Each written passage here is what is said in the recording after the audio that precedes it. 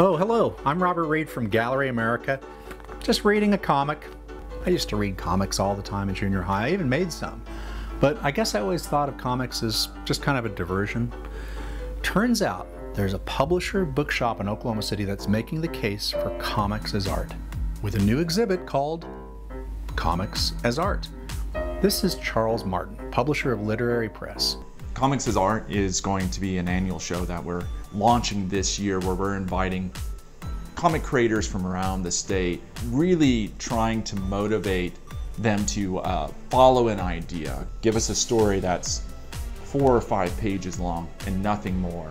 We've got a really great array of some fantastic comic book creators. We have an 80s sci-fi kind of alien comedy. We have a fantasy kind of otherworldly giant killer. We have dystopia. One of my favorites that I think is going to catch people by surprise, it's called The Doctors. It was started last year by a writer from Chicago and an artist from Oklahoma about the Spanish flu, with no idea of what world we're about to walk into. And you can walk right into Literati Press and see these comics for yourself through September 27th, or go on September 13th when a jury will be awarding a cash prize to one of the comic artists. But the artists themselves are hoping for something bigger. They hope all of Oklahoma will embrace comics as a serious art form.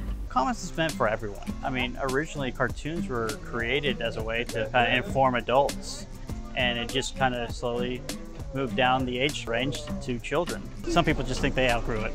I think that there's a stigma around comic books and graphic novels, that comics are just superheroes and kiddie fare, and it can tell such a variety of stories. Comics was never a medium that I thought that I would do or be involved in. But after trying it, you realize how much effort is going into that. And you're having to be creative in tiny spaces over and over and over and over. The challenge of writing a concise story is very difficult. So you don't have a lot of room for dialogue.